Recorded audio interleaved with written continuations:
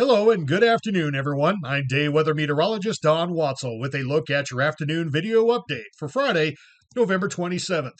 Well, Thanksgiving Day has come and gone, and overall, we should continue with the favorable weather and road conditions for travelers this weekend into the early part of next week. Fair weather conditions over much of the region, in fact.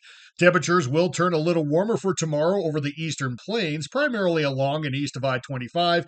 Otherwise, the rest of the state will continue to have seasonal or slightly below average readings, with some chilly overnight lows over the western valleys around Jackson, Pinedale, and elsewhere. While the conditions will be nice in the short term, we could be looking at some possible unsettled weather by the middle of next week. There's a lot of details that still need to be decided, but we could be making a change by the time we get to Tuesday and Wednesday of next week. Again, for Friday, nothing much to highlight except it'll be dry statewide, cool temps through the overnight with some light to breezy winds. We have had some stronger gusts in our wind-prone areas, primarily southwest of Casper, and some breezy winds developing in this stretch of Interstate 80. Otherwise, everyone else has been pretty much light to breezy.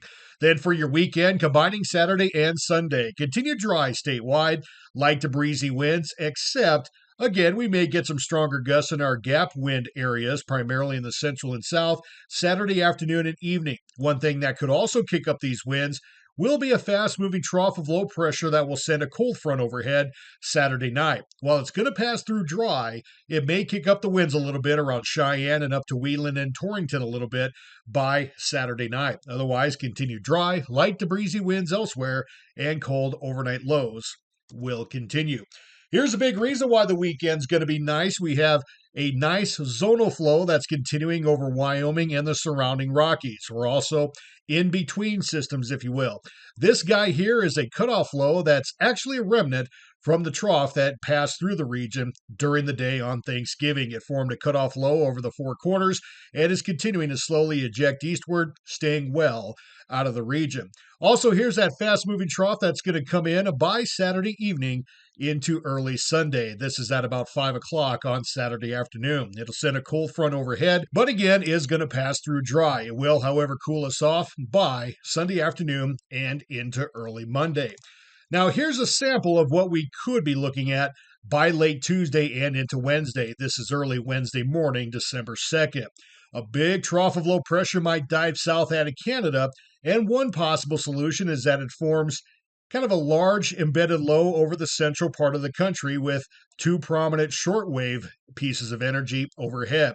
This one might spin its way through the region on Tuesday, then this second one might pinwheel back north and northwestward during the day on Wednesday. That's one possibility. Another possibility is that there's two distinct systems that, again, one could move north and another could move south, leaving us mainly in between. So therefore, a lot of details will still be needed to be decided.